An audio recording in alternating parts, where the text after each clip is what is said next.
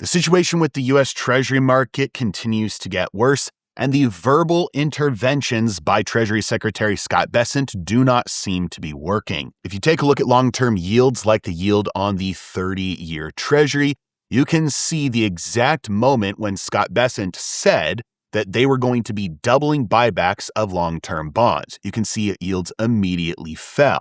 But over the following 2 days, they rose right back up to where they were before. This exact same pattern happened with the 20-year and even more so with the 10-year. And the 10-year is the most important one here because that is the benchmark for basically all borrowing in the United States. Yes, mortgages are 30-year mortgages, but the vast majority of them get paid off or refinanced much sooner than that, much closer to a 10-year time period. Same thing with auto loans are now approaching very close to 10 years. Business loans are usually right around 10 years. So the 10-year Treasury is the benchmark because if you are going to lend money to somebody for a normal amount of time, which in this country happens to be somewhere around 10 years, then you are going to benchmark it against the risk-free rate. At the end of the day, the United States can always use force to collect the money that it needs to in order to pay back its lenders. And so for better or for worse, U.S. Treasuries are considered the risk-free rate. And so if you're going to lend money to a person that carries risk of default because they cannot use violence to get back the money that they owe you, you're going to charge a premium. You're going to collect more of an interest rate from them than you would from somebody who's considered risk-free, like the U.S. government. And so the fact that 10-year yields have been rising for a very long time, they have broken out, and they haven't been this high since all the way back in 2007, means that there is a problem.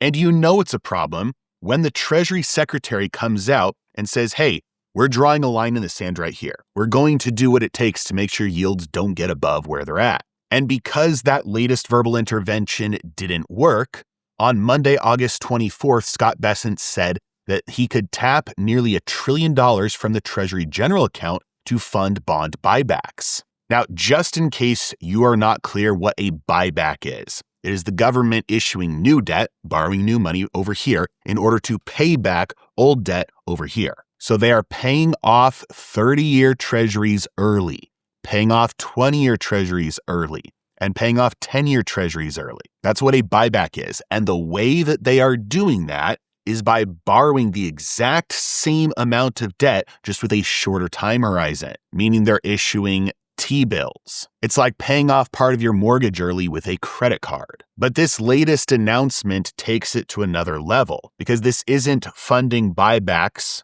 with the immediate issuance of short-term debt like T-bills. This is directly using the Treasury General account in order to fund it.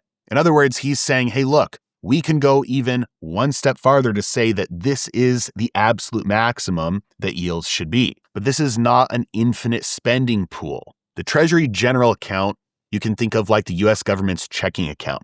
This is the chart of the Treasury General account going back all the way to 2003. And you can see that it wasn't until the Great Financial Crisis that this account really got any usage at all. And that's because prior to the Great Financial Crisis, the U.S. government's checking account, their money, it was kept inside the banking system. But quantitative easing was introduced from the Great Financial Crisis bailouts. And so because of that, the Federal Reserve and policymakers didn't want all of that cash being inside the banking system and there being too many reserves and not enough collateral for the other side of the bank's balance sheets. And so the government moved the Treasury General account into the Federal Reserve itself. So now the Treasury General account is actually an account held at the Federal Reserve outside of the banking system.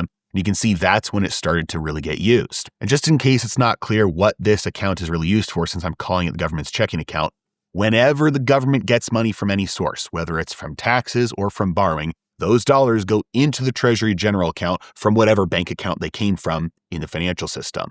Then, when the U.S. government spends money on any source, whether it's to veterans or military contractors or healthcare or politicians' paychecks, it leaves the Treasury General account and goes back out into the banking system into whatever bank account of the person they are paying. This is literally just their checking account. Hey, real quick, if you are an active investor and your portfolio is not growing as fast as you'd like, then I would like to give you a free gift. This is something I've been working on for a long time.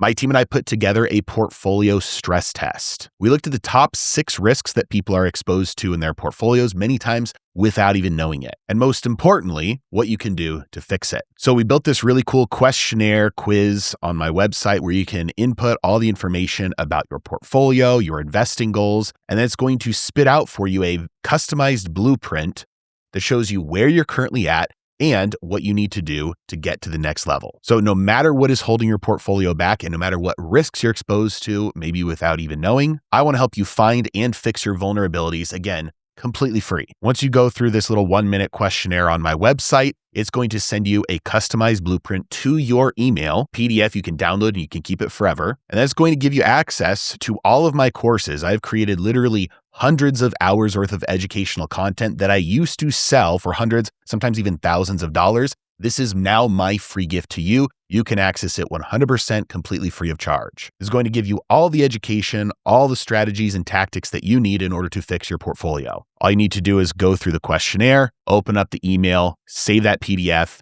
and get to work. So if you'd like to take advantage of this, all you have to do is go to my website, heresy.financial/stress test. The link is in the description below as well. It's heresy.financial/stress test. Plug in your portfolio information, and I'll send you your custom blueprint 100% free. Now, you can see the usage of this account was very, very stable until roughly 2015, 2016, when it started to have much higher balances and then much steeper drawdowns, and then much higher balances and then much steeper drawdowns. Obviously, it had this massive spike in 2020 and then another massive drop in 2021. So let me explain why it has such big peaks and troughs. The number one reason is because of political gridlock. This is the United States government's checking account, which means as long as there's money in there, they can continue to fund their expenses regardless of any shutdown or any budget concerns. And so when Congress gets together and they're fighting about what to choose for the next budget, how much money they're going to spend in which places, and then the government shuts down, this account is where the spending comes from until it gets so low that they are at risk of not being able to pay their bills. And then suddenly Congress decides to get their act together and say, okay, we made a decision. And then all the tax money rushes back in and all the borrowing money rushes back in. And so partly as a result of the more extreme disagreements between both sides of the aisle and how long that gridlock lasts before a decision is finally made at the end, Treasury secretaries over the last 10 years or so have made the decision that they want the Treasury general account to be at a higher level normally, so that if it ever gets to a situation where they can't borrow, they have enough money in there to continue to pay the bills for a while until Congress makes a decision. And because government spending now runs about $7 trillion a year, right now they like to have about $1 trillion in this account so that they can last at least a month or two before the account runs dry. Now, if you're wondering why there was such a big spike in 2020, it's because of all of the borrowing and stimulus checks and quantitative easing that happened during that time. The government said, hey, we're going to send out a bunch of money to businesses and organizations and people. And so because of that,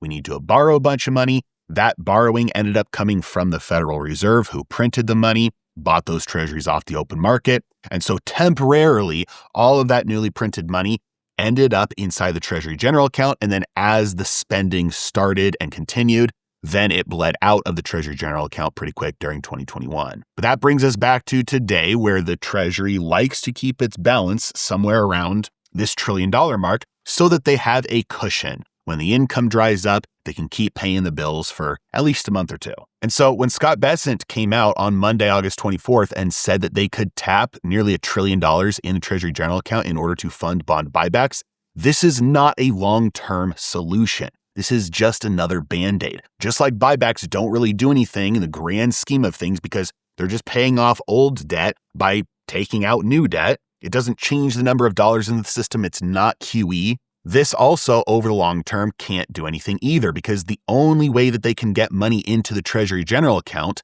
is either through more borrowing or from taxing. And we know they're not raising taxes. The amount of tax revenue that comes into this account is very consistent. And part of that consistency is that it is consistently low, meaning the US government runs a deficit every year, almost $2 trillion per year. It's already up 10% higher than it was at the same point last year. So that's a $2 trillion difference between the tax money coming into the Treasury general account and the money that is going out of the Treasury general account, which means that has to be made up for through borrowing. And so the $1 trillion in the Treasury general account cannot be used as a long-term solution in order to push down yields of bonds. And that's simply because extra borrowing must be done from somewhere else. Okay, so there are two main questions that normally get brought up when people look at what Bessent is doing with the Treasury market right now. The first question is, how in the world do bond purchases of any sort push down bond yields? The answer to this is because bond prices and bond yields are inversely correlated. If I borrow money from you, let's say I borrow $100 from you at a 5% interest rate, that means in 1 year, I'm going to pay you back $105. $100 that I borrowed in principal plus $5 in interest. So now you have a paper IOU from me that means contractually in 1 year, you're going to get $105 from me. If for whatever reason, you don't want to keep that debt until a year from now, if you want to sell that debt to somebody else, you have the right to do so. If you're able to sell that debt to somebody else for a better price, you're able to convince somebody else to buy that debt from you for, I don't know, let's say $104. Well, in 1 year, now I'm no longer going to pay you $105. I'm going to pay the new person $105. They paid $104 for that debt, and they're going to collect $105. So just for round numbers, let's say, now that's a 1% interest rate, a 1% yield. Not quite, but close enough. And so when you see yields meaningfully go down, interest rates dropping a lot, it's because the underlying bonds are being purchased for way more. The same number of dollars are getting paid back to whoever owns the new debt, which means because they paid more, it's a lower yield. And the vice versa is true as well. When interest rates or yields are going up, it's because those underlying bonds are being sold off and the prices are going down. That brings up the second question, which is, if there's just not enough demand from the market at the longer end of the curve, those bonds are getting sold off and the interest rates are spiking, why is there so much demand at the short end of the curve? Why do T-bills continue to see low interest rates? And the answer is because of charts like this.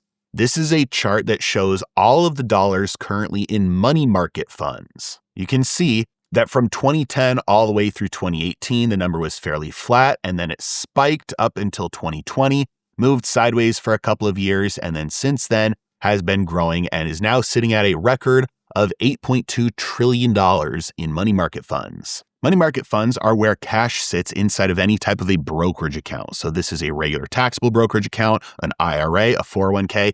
Anytime there is any cash balance at all, behind the scenes, it is in a money market fund. Now, you can also choose to put your cash into a purchased money market fund, but it's going to be the same behind the scenes anyway. Everything inside of money market funds, for the most part, is in T-bills. This is short-term government debt that matures within weeks to a couple of months. And because it is so short-term, it is considered extremely liquid. There's virtually no interest rate risk on short-term debt.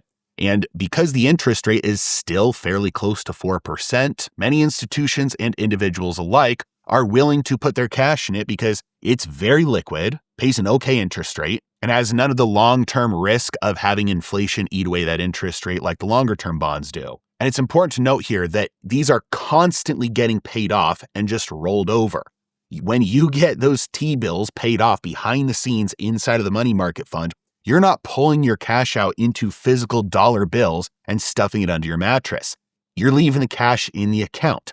And behind the scenes, it's just going back into the new T-bills. The old T-bills get paid off, it rolls over into the new ones. And so there's just constant and growing demand for short-term government debt. And it's not just money market funds. Checking accounts, savings accounts, basically any dollars inside the U.S. financial system at all, they're in T-bills behind the scenes. Literally, the only way you can hold U.S. dollars and not have them be in T-bills behind the scenes is literally if you have physical cash and shove it under your mattress. And then you're not getting the interest rate to protect you from any inflation. So most people do prefer to have it inside of an account where they at least earn a little bit of an interest rate on it. So this is why when you see headlines like a third of the United States national debt is maturing this year in 2026, that's not a big deal at all. That's like all the T-bills that are maturing this year. That's just cash that owns those T-bills. And as soon as they mature, they're automatically going to have the demand for it to reinvest in new T-bills because that money just stays in there and rolls over. That's why the US government is refinancing a lot of its debt to the short end right now, because that's where there's demand, and they're buying back and retiring all of the longer term debt because there's basically no demand there. However, what Bessent has done, and this is the last 2 points I'm going to talk about in this video that are the most important for you to pay attention to, given the changes that are happening in the bond market. What Bessent has done at the long end is drawn a line in the sand. He has said he will do whatever it takes to make sure that 30-year yields don't go much higher, 20-year yields don't go much higher, and 10-year yields don't go much higher. He will double buybacks. He will quadruple buybacks. He will drain the Treasury account, and he will take much more drastic actions if necessary to make sure that long-term yields don't rise past where they're at right now, much at all. But that's all this is right now. This is a line in the sand. He's saying, don't go past here. But what these actions really can't do is meaningfully push down long-term yields. What Scott Bessent is doing with Treasury buybacks and using the TGA, that's not going to push the 10-year from 4.7 down to 4 or lower. It's just going to say, hey, we don't want it to get above 4.7. It's just not going much past that. So it's a line in the sand, but it's not a really effective push to get yields down.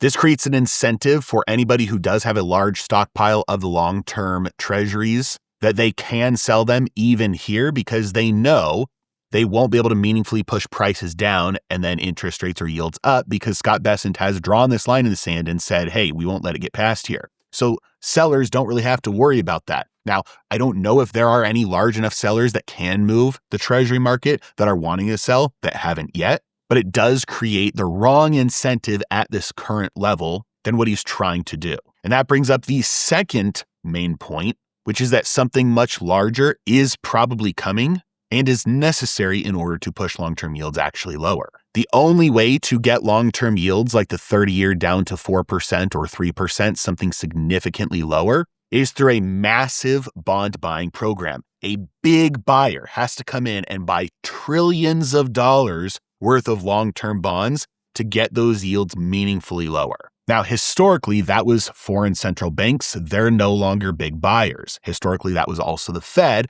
But right now, the Fed is saying they don't want to be a big buyer either. It would be kind of a shock to see big QE, $1, $2, $3, $4 trillion of added treasuries to the balance sheet happen at a point like right now. So the only other buyer that I can think of that would come into play here that would be politically palatable would be banks. Right now, the only thing stopping banks from coming in and buying up all the treasuries necessary to push interest rates much lower is the supplementary leverage ratio. In other words, it's just regulation. Right now, banks are prohibited from buying more treasuries than they have currently bought. And it is simply a line in the sand that the regulations have drawn saying, hey, you can't buy any more than this because of risk limits. Now, you may agree with that or you may disagree with that, but the reality is, if the current administration and the Federal Reserve want long-term yields to be meaningfully lower, a big buyer is necessary. And right now, it seems like the only big buyer who's not already maxed out is U.S. banks. And if they simply remove that rule that says, hey, banks, you have to stop buying after you've hit this many treasuries, suddenly banks will be able to buy a lot more treasuries. But who knows? Maybe we'll just go full 1940s with outright yield curve control. The Federal Reserve will just blow up their balance sheet with $5 to $10 trillion more of U.S. treasuries, and we'll see interest rates plummet and probably inflation skyrocket as well. One last note, if you're an active investor and your portfolio is not growing as fast as you'd like, my team and I put together a completely free gift for you. It's called the Portfolio Stress Test. All you have to do is answer some questions about your portfolio and your investing goals, and then it will email you a custom blueprint that will help you fix the vulnerabilities in your portfolio that you maybe didn't even know were there. It's also going to give you access to all of my courses, hundreds of hours of education, strategies, tactics on investing and trading that you need in order to fix your portfolio. Again, this is all completely free stuff I used to charge a lot of money for. Your gift free. To access it, just go to heresy.financial/stress test. The link is in the description below. Fill out the questionnaire, plug in your information. I'll send you that custom blueprint. You can get started. As always, thank you so much for watching. Have a great day.